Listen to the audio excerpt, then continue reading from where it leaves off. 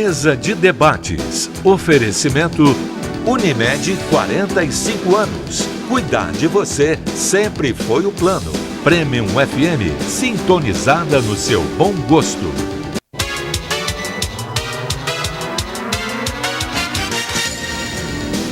Olá, hoje é sexta-feira, dia 16 de março. Está começando mais uma mesa de debates aqui pela TV Juiz de Fora. Para a gente é uma honra, um prazer imenso estar com você na sua casa. E eu te agradeço por estar presente com a gente, acompanhar o nosso programa durante toda essa semana. A gente conversa hoje sobre os 10 anos do deslizamento de terra que deixou dezenas de pessoas desabrigadas no bairro Santa Teresa.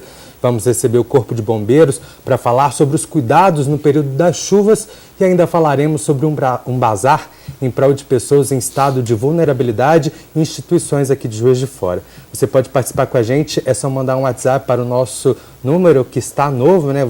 Como eu já te falei, durante toda essa semana, só mandar uma mensagem para a gente para o 98892-4920. Apresento agora os debatedores do nosso programa de hoje. Bom dia, Hussein, tudo bem? Bom dia, Caio, tudo bem? Graças a Deus. E você? Tudo ótimo. Bom dia, Luiz Otávio, tudo jóia? Tudo jóia. Bom dia a todos da mesa e aos nossos telespectadores aí. Vamos lá, então. Apresento agora os convidados do nosso programa de hoje. Como você está vendo, a mesa está cheia, desse jeito que eu gosto. Muitas carinhas novas aqui pela primeira vez. É um prazer recebê-los todos vocês. A gente recebe a coordenadora do Bazar Solidário de Páscoa, Lúcia Moreira. Bom dia. Bom dia a todos. Obrigado pela sua presença, Lúcia. Obrigada. A gente recebe também o segundo tenente do Corpo de Bombeiros, Vanessa Leandro Felipe. Bom dia. Bom dia a todos da mesa, aos telespectadores. Obrigado por você ter vindo. E a gente recebe também o presidente da Associação dos Moradores e Amigos de Santa Teresa, Sidnilson Alves Ferreira. Bom dia. Bom dia a todos os telespectadores. Agradeço a todos a nossa vinda aqui. A gente que agradece. E a gente também recebe o advogado Júnior Marques. Bom dia. Bom dia, é um prazer estar aqui com vocês. Prazer é nosso. Vamos lá, então. Em 2008, uma movimentação de terra no bairro Santa Teresa deixou mais de 50 imóveis interditados na região do Tupinambás. Na época, 156 pessoas foram afetadas. Algumas retornaram depois de um mês, outras se mudaram da região e o restante perdeu tudo. E até hoje, depois de 10 anos, ainda esperam por alguma indenização ou reparação. Tem resposta depois desses 10 anos? Meu caro amigo, primeiramente, saudar nossa presença aqui, porque em 2010 nós já estivemos numa mesa de debate aqui, onde para nós isso aqui foi um talismã, que logo após a nossa vinda aqui à mesa é que aconteceram boas notícias em relação a obras, onde a gente foi em Brasília e conseguimos Belo Horizonte e conseguimos verbas do PAC para trazer para essa obra.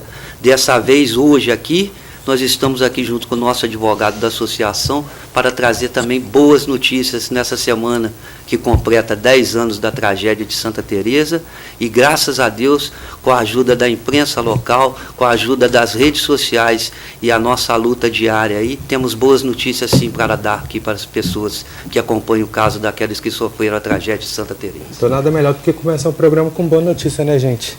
Por favor, eu estou ansioso, o pessoal de casa também, que vem acompanhando esse caso, né, há 10 anos. O que aconteceu de novidade para a gente? Na parte jurídica, então, eu peço ao nosso advogado Júnior Marques que se pronuncie aqui, porque ele que é nosso advogado e que nos representa há 10 anos nessa luta ferrenha que a gente trava aí. A boa notícia é que tivemos nessa semana, né, a sentença em primeira instância de 3 dos processos que estão correndo. São mais processos que estão sobre os meus cuidados. Nós tivemos a feliz notícia de ter julgado procedente os pedidos dos moradores. Ou seja, eles, em primeira instância já, vão ser indenizados pelas perdas dos imóveis, vão ser indenizados pelos danos morais e o ressarcimento dos aluguéis que eles pagaram na época. Isso é uma ótima notícia. Com certeza.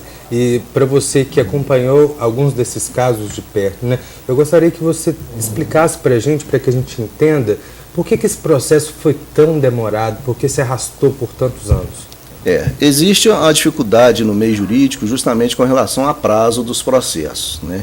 E esse foi feito como um processo muito minucioso, então houve perícia, né? A delonga do tempo se deve até ao grande número de processos que o judiciário enfrenta, né? Então, nós realmente esperávamos que a briga demorasse, a luta nossa fosse árdua, não esperar que fosse tanto, mas agora a gente acredita que vai ser uma coisa mais rápida, mesmo porque os processos em instâncias superiores, eles têm uma agilidade até maior do que a inferior, porque não haver perícia, não haver audiência de instrução, então acredito que vai ter uma rapidez. Sidnilson, quando a gente... Ô, Luiz Otávio, vamos? Não, pode falar. Pode ir lá. Não, é que eu queria colocar um pouquinho de polêmica aí, que a gente estava conversando antes. Eu queria saber se houve assim uma vontade desses processos não andarem, né? Se teve isso... Algum embargo, né? Existe, na verdade, não houve embargos assim. Houve, no início houve embargos, mas por nós, né? Moradores, que nós tentamos embargar a obra, porque nós entendíamos na época, que entendemos ainda que o terreno ainda pertence aos moradores. Então, sobre o muro que foi feito lá, então nós brigamos para que isso nós tivéssemos, não que não fosse construído, mas que tivéssemos uma resposta para os moradores com a definição dos imóveis deles, que não houve. Mas não foi isso que atrapalhou o processo, o andamento dele, né?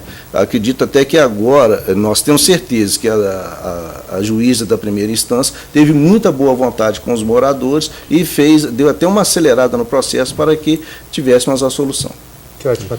A gente está falando de 13 famílias, né? Não é pouca coisa, não. Não. Eu queria perguntar para os senhores assim, essas famílias continuam pagando IPTU, não mudou nada nesses 10 anos, elas vão ser ressarcidas desse IPTU? E a segunda pergunta, existe alguma previsão de quanto que vai ser o valor do indenizatório? Porque só a casa é muito pouco, né? A gente está falando de 13 famílias deslocadas, imagina perderem o chão durante 10 anos. Então, existe, vamos falar primeiro da indenização, né?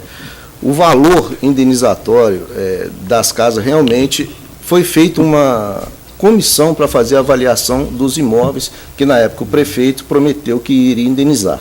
Daí houve os danos morais, porque existia a expectativa e não foi cumprido, né? Que era a época do prefeito Bejane. Isso aí, foi ele. Então, o valor vai ser indenizado, corrigido desde a época, aquele valor que foi avaliado. E o dano moral, a juíza fixou em 50 mil para cada morador, corrigido também monetariamente. Então, o que acontece com o dano moral? Ele não é um ressarcimento do valor. Ele tem até um caráter pedagógico para que não se ocorra um novo erro por quem praticou o ato. Então, nós temos isso aí, não vai aliviar a dor de cada um, não vai compensar isso, mas faz um alívio, sim. Até hoje ninguém assumiu a culpa, né? Não só assumiu, existe essa condenação, né? Existe a condenação e foi constituída a culpa para o município invigilante. A verdade é que ali, o nosso caso ali, casos igual esse que mexe com a vida dos outros, as pessoas têm medo de entrar. E política, naquela época, nós tivemos algumas pessoas que tentaram se aproveitar daquele ato, daquela tragédia politicamente. Naquele momento, todos se afastaram, deixaram a gente na solidão, e aqui, a parte jurídica ele fala, eu falo da parte política. Fomos nós que fomos atrás de verba, fomos nós que lutamos, enquanto todos desistiram daquela causa, o processo ficou parado por muito tempo, o laudo do IPT, que é o instituto com o maior conceito dentro do Brasil, até hoje não teve uma definição sobre aquele laudo. O Ministério, o promotor de meio ambiente, na época, recebeu vídeos de várias denúncias da rede de esgoto, que poderia ser a causa daquilo lá, da caixa d'água do hospital que temos acima, que poderia também ser uma causa daquele fato lá. Então, aquilo ali foi uma coisa que poucos nos ajudaram e, graças a Deus, hoje, com a nossa luta comunitária, com a luta dos moradores, com essas pessoas, famílias que você citou, que alguns deles já vieram a falecer devido a este fato, com depressão, com problemas financeiros, que muitos deles... Eu tenho os vizinhos meus que tinham imóveis lá no valor de R$1 milhão, e perderam da noite para o dia, não conseguiram tirar televisão, tirar fogão de dentro de casa, roupas, e naquele momento aproveitaram-se da tragédia para tirar as pessoas 2 horas da manhã de dentro de casa. Então, hoje, essa luta, essa vitória que hoje está se falando aqui em indenizações, é uma luta desses moradores, dessas pessoas que atuaram junto à comunidade. São poucos hoje que acreditaram nessa causa e poucos que estão vendo hoje essa vitória, porque isso para nós pode parecer pouco para vocês, mas para nós é uma vitória muito grande. E olha, nós vamos conseguir, além de ter que nós conseguimos obras, nós vamos conseguir transformar aqui esse terreno que hoje está abandonado lá, com isso tudo, numa grande área de lazer para o nosso bairro. Eles tenham certeza de uma coisa, as pessoas que acreditaram e acreditam e têm fé em Deus, igual nós vamos conseguir tudo que a gente quer na vida. E a gente está aqui para ajudar a divulgar e apoiar vocês, então a gente também está muito feliz com essa novidade. Mas eu queria aproveitar que você tocou nesse assunto da retirada dos pertences. Uma das grandes queixas é o tanto de história que se perdeu, porque todo mundo teve que sair às pressas, deixou fotografia, deixou vários objetos com muito valor sentimental. E eu queria colocar a Tenente Vanessa na nossa conversa para falar um pouquinho como que é esse procedimento que acontece quando, em uma situação, algumas habitações estão em situação de perigo, como que é feito, como que vocês auxiliam os moradores? Sim, essa questão de abandonar a casa, né? É muito importante que a pessoa tenha ali a percepção do risco, né? E ela toma a decisão de sair da casa e evitar de levar objetos pessoais, os pertences, não preocupar com a questão material, porque a vida vale muito mais, né? As pessoas perderam, sim, as fotos, registros pessoais, mas o que vale mais é a vida. Então, é interessante a pessoa perceber essa questão do risco, onde que ela mora, se aquele lugar que ela mora tem alguma vulnerabilidade, e fazer contato com familiares, amigos, parentes. É muito importante essa questão da associação de bairro, né? Que as pessoas se conhecem, saber quem que mora ali na outra casa do lado, se tem algum idoso, se tem alguma criança, se a mãe sai cedo e deixa a criança em casa, muitas vezes isso acontece também. Saber, assim, notícias na televisão, na internet, no rádio, saber se policiar, né, e pegar essas notícias para que uma coisa pior não venha acontecer. No caso do bairro Santa Teresa, várias pessoas que perderam suas residências ou tiveram que se mudar, moravam lá uma vida inteira. Totalmente. Né? E quando em situações como essa, em que tem muito valor emocional envolvido e a pessoa simplesmente se recusa a sair, isso acontece? Como que vocês se comportam em relação a isso? Acontece. Muitas vezes a gente chega num local, chama a Defesa Civil, né? Às vezes tem um risco ali maior de desmoronamento, houve um deslizamento, e às vezes tem um risco de desmoronamento da estrutura colapsar. A gente aciona a Defesa Civil nos acompanha, faz uma avaliação da estrutura e em casos mais assim, graves, a gente pode até chamar a Polícia Militar para nos ajudar, né? E a gente orienta a pessoa, a gente tenta sensibilizar a pessoa que ela tem que sair da casa.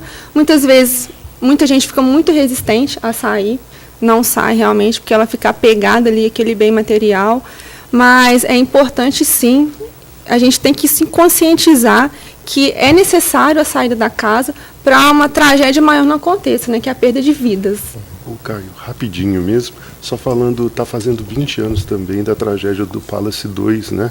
E as pessoas morreram lá, as que morreram foi porque subiram nos apartamentos para pegar pertences, né, e tal. Então, é muito importante a pessoa, quando receber esse chamado de que tem que sair, saia mesmo para facilitar o trabalho dos bombeiros e também não perder a vida. Na situação de risco é importante que ela saia com rapidez, sem causar tumulto e que saia com tranquilidade. Aí, o mais importante disso tudo é isso, a tranquilidade. Às vezes a pessoa fica desesperada tentando ir lá, subir, pegar um pertence, mas não. Saia com calma, leve seu parente, leve sua família, seus amigos, seus vizinhos, chame para sair, para evitar uma tragédia. É por isso que precisa de profissionais preparados como vocês para conseguir lidar com esse momento de tanto estresse, né?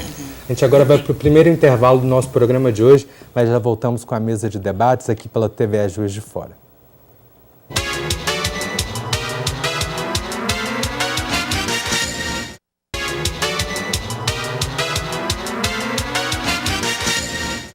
Estamos de volta com a mesa de debates aqui pela TV Juiz de Fora. Sidnilson, durante esse acidente que aconteceu, o deslizamento das terras, a gente já falou que 156 pessoas tiveram que se mudar temporariamente, algumas pessoas voltaram, outras não tiveram o que fazer. Ou foram para a casa de parentes, ou pagaram aluguel mesmo sem condições, se apertaram. Você acha que durante esse processo todo faltou um pouco de vontade política para ajudar essas pessoas? Eu acredito e estou aqui, estando dentro da Câmara, acompanhando todos os trabalhos, faltou vontade política, sim, de alguns políticos dessa cidade, porque se quisesse resolver, teria resolvido. Eu te falo aqui a questão, hoje a gente está com o Código de Defesa Civil vigente no Brasil e em Juiz de Fora. Eu, um leigo que gosto de ler, eu achei uma brecha dentro do Código de Defesa Civil brasileiro e vigente em Juiz de Fora, que poderia ter amparado essas pessoas naquele momento, que é quando há decreto de emergência, citado igual o prefeito decretou, o Beijano decretou, eles imediatamente poderiam ter entrado no sistema habitacional da cidade, que é em casa, e naquela hora mesmo, como a situação deles foi decretada situação de emergência, eles poderiam ter entrado sem ter feito ficha, sem ter feito nada, e ter recebido de imediato uma casa popular ou um apartamento desses para levar a sua vida até que o processo gire. Nesses 10 anos, por exemplo, quantos pagaram aluguéis? O aluguel social que eles receberam durante 3 meses. Logo que entrou o prefeito substituto, ele cortou o aluguel social, cortou tudo onde se baseou no laudo da preliminar da Polícia Civil, que deu como causa natural. Ora, a culpa é de São Pedro? Uma coisa que aconteceu ali, que vem o Instituto Tradicionalíssimo tentar fazer apuração. Até hoje, quem é o culpado dessa tragédia? Por que um lugar igual aquele houve esse deslizamento no período de chuva, no período onde foi constatado pela imprensa local que houve problemas na rede de água, de esgoto do bairro? Hoje, por exemplo, nós estamos preocupados que toda hora se mexe no muro, mas com certeza a prefeitura fez sua parte, mandou arrumá-la, mas e se amanhã começar a rachar de novo? Cadê a rede de água pluvial que teria que ser feito lá? Todas as reuniões do plano diretor de Juiz de Fora que estão sendo feitas, eu estou participando, e já todos eles eu falo, gente, enquanto não se arrumar a rede de água pluvial em cima daquela rua de Carlos Pereira, onde foram 4 casas demolidas, nós vamos ficar a vida inteira passando esses focos. Chega a época de risco, a época de chuva, a preocupação. Acabaram de fazer uma reforma muito boa lá agora, nós estamos bem tranquilos em relação à tranquilidade, as rachaduras foram sanadas, o passeio aonde tudo, mas se tivesse mais vontade, mais pessoas participando, porque, como eu volto a dizer, quando mexe com a vida dos outros, igual mexeu com a vida dessas pessoas, poucos têm coragem de entrar. E os poucos que entraram lá, alguns deles foram só para aproveitar da tragédia. Fizeram o seu nome em cima da gente e hoje colheram frutos e hoje já nos abandonaram. Então, fica aqui um recado. Nós, Santa Teresa, Poço Rico, e falo pela região Vila Olavo Costa, bairro de Lourdes, que nós representamos como líderes comunitários dentro da Câmara Municipal, não somos bobos e não estamos de bobeira. Nós estamos fazendo uma campanha de politização dentro daquela região para justamente as pessoas entenderem que elas têm o direito de cobrar. Isso é cidadania, a pessoa tem que exercer, não é chegar e desperdiçar seu voto em ano eleitoral e acreditar em rede social e mentira, porque hoje uma arma dos políticos mentirosos e corruptos é a rede social. Não acreditem, procurem pesquisar e ou escutem as pessoas do bairro de vocês que têm envolvimento dentro da Câmara Municipal. São pessoas, eu estou ali o dia a dia e acompanho, aquilo ali é uma faculdade. Quem não acompanha e não acredita na política, passe a acompanhar e seja politizado, porque eles estão acreditando muito em celular e mensagem. Não caiam nessa armadilha. Você tocou num assunto que é muito pertinente em relação às fake news, né? São as notícias falsas que elas circulam nas redes sociais, pelos grupos que existem aí nas plataformas de comunicação, então tem que se tomar muito cuidado. Inclusive, já vou adiantando para você, a gente na próxima semana vai fazer um programa especial sobre esse tema para você ficar dentro, né, se inteirar de tudo isso que envolve as notícias falsas, principalmente durante os períodos que vem chegando das eleições, que pode esperar que vai acontecer muita notícia falsa, muita fake news por aí. Dando prosseguimento, quando ele fala a respeito dessas áreas de risco, a gente sabe que em relação ao relevo e questões também financeiras, infelizmente muitas pessoas não têm outra opção e acabam fazendo suas moradias, construindo suas casas em situações de risco, em locais de risco. Como que vocês do Corpo de Bombeiros ou quem avalia esses locais, e existe uma possibilidade de vocês não darem o aval para que essas obras aconteçam? Sim, é interessante a pessoa procurar um local adequado para construir sua casa. Normalmente são casas que são construídas próximo a barranco e próximo a locais que tem um risco ali de deslizamento, né? É importante que a pessoa não construa nesses locais e chame um profissional qualificado. Às vezes ele pode fazer alguma coisa ali na edificação que diminua o risco da edificação. Às vezes uma fundação, às vezes uma escora, ou outras situações que podem diminuir esse risco. E é muito importante também frisar essa questão do deslizamento. O que acontece? A cobertura vegetal, ela dá uma sustentação para o solo, ela deixa o solo mais firme. Se a gente tira essa cobertura vegetal, o solo fica mais frágil. Então, nesse período chuvoso, principalmente, lógico que o solo pode deslizar por diversas questões, não só pela chuva. Mas a chuva, ela agrava essa questão do deslizamento. Ele é um fenômeno geológico, né, e que a terra desliza ali superficialmente, leva o detrito ali superficialmente, mas a pessoa tem que tomar consciência disso e evitar desmatar os barrancos. Às vezes a pessoa mora próximo ao barranco e quer tirar a cobertura vegetal. Não. A raiz da vegetação, ela cobre aquele solo e torna ele mais firme. Absorve a água, então vai chover muito, aquela raiz vai absorver e vai ter por onde escoar a água. Sem ela, então, os riscos são mais altos. Sim, com certeza. Sem ela, os riscos são mais altos. O que acontece? Tirando a raiz, tirando a vegetação, o solo ele vai encharcar, a água não vai ter por onde escorrer e a própria gravidade vai fazer com que o solo caia. Então, é por isso que ocorre o deslizamento. A cobertura vegetal saiu e a água encharcou muito, choveu muito e deslizou. Aí que ocorre o acidente, né? O desastre. O Caio, eu queria voltar com o pessoal lá de Santa Teresa e, assim, primeiro parabenizar vocês pela mobilização que vocês fizeram, que não deixaram nesses 10 anos esse ideal de vocês, né, perecer aí. E dizer assim, vocês utilizaram muito as redes sociais, não é isso? Para fazer essa mobilização. Acho que vocês estavam falando que não consegue hoje fazer reunião com todas as pessoas envolvidas, mas tem um grupo, eu não lembro, em alguma rede social, não é isso? Com mais de 700 pessoas que ficam sabendo dessas, do que acontece do caso. Eu queria saber como é que vocês tiveram essa ideia de fazer essa mobilização também pelas redes sociais, né? E como que isso ajudou vocês nesse processo. Eu acredito que a reportagem, né, dos 10 anos acabou acontecendo por causa que alguém teve contato com isso. Foi assim mesmo? Rapaz, em 2008, quando aconteceu essa tragédia, foi o ano que eu entrei na informática, e dentro da Câmara Municipal.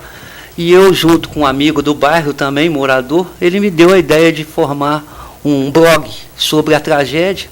E naquele momento ele formou, e eu vim para a Rua Alft com panfletos, e eu vi que houve uma aceitação muito grande da população em torno daquele assunto.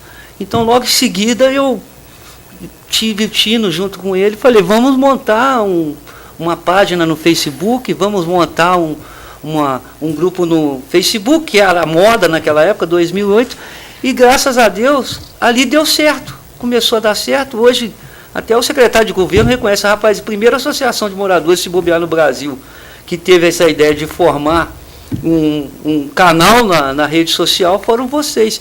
Mas isso aí é o companheirismo, é o pessoal. Quando eu citei a questão de reuniões no bairro, é justamente isso. Naquele momento da tragédia, iam 100, 150 pessoas e a nossa sede provisória na casa do nosso advogado. Então, a gente estava sem espaço. Hoje, o Poço Rico Santa Teresa, que a gente passa pelo viaduto, passa pelo uma transformação muito grande dentro do nosso bairro. Se a gente convoca uma reunião, vai pessoas da diretoria, que são todos voluntários, que muitas pessoas não entendem isso, voluntário, e uma gama de 7 a 8 pessoas. Pela rede social hoje eu tenho contato com pelo menos 400 a 500 pessoas dentro do bairro.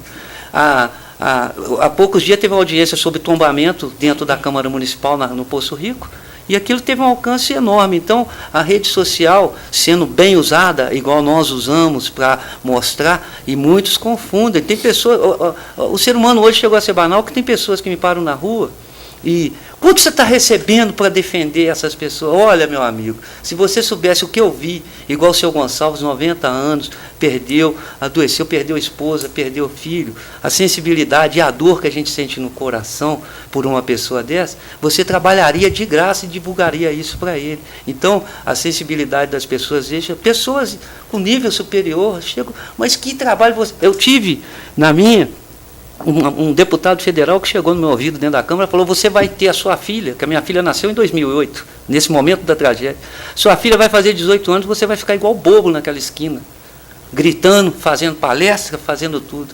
Aí eu respondi a ele: com 5 anos, a minha filha fez 5 anos e nós temos uma obra de 4 milhões e não precisamos do seu apoio lá em Brasília, não. Então, respeite o trabalho comunitário. Igual a gente viu essa tragédia da vereadora assassinada, a gente está cheio de Miraele aqui em Juiz de Fora e pessoas que lutam em comunidades carentes, que são perseguidas por essas pessoas que acham que são donos da cidade e acham que a gente são inimigos. Não, nós queremos o bem da comunidade, uma qualidade de vida e lutar por essas pessoas, porque é muito fácil ver o defeito na casa dos outros, falar: ele não poderia construir no alto de morro. Ali, como a tenente falou, teve habite, teve liberação.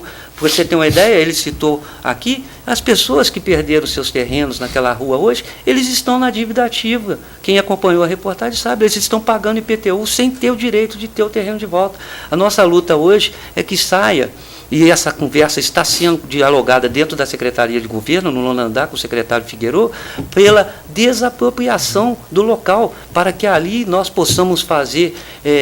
uma área de lazer, uma coisa que vai lembrar coisas boas. As coisas boas estão começando a surgir. Aí, ó, indenizações que estavam paradas nas justiças morosas, as pessoas acreditando. Então, tomara que isso sirva de exemplo para muitas cidades, muitas pessoas que estão aí lutando por seus direitos. Nós compreendemos, nós lutamos pelo nosso direito. E agradeço muito aqui a mesa de debate, porque a primeira mesa de debate nossa, nós conseguimos as obras. E agora nós estamos vindo na segunda mesa de debate, e se Deus quiser, daqui a pouco vocês vão ver, todas essas famílias vão ser beneficiadas. Nós acreditamos, nós temos fé. Queria fazer uma pergunta endereçada também à tenente Vanessa e a vocês também, né? Que a gente observa que existe um mapa de risco em Juiz de Fora, né? Foi feito um mapeamento até pela Defesa Civil, né? Uhum. E a gente teve semana passada, acho que os telespectadores lembram, né? Uma chuva muito intensa, né? Que o nível, por exemplo, o nível do Paraibuna chegou até a 5,29 metros, né? Entre meia-noite e 3 da manhã. No caso, por exemplo, de inundação dentro de casa, né? A gente falar assim, por exemplo, no bairro Santa Teresa devem ter casas que estão vulneráveis a isso. A pessoa deve imediatamente sair e chamar a Defesa Civil, ela deve chamar a Defesa Civil antes, se vocês puderem. Pode responder daqui a pouquinho? Sim. A gente vai para mais um rápido intervalo do nosso programa de hoje, já voltamos com a mesa de debates.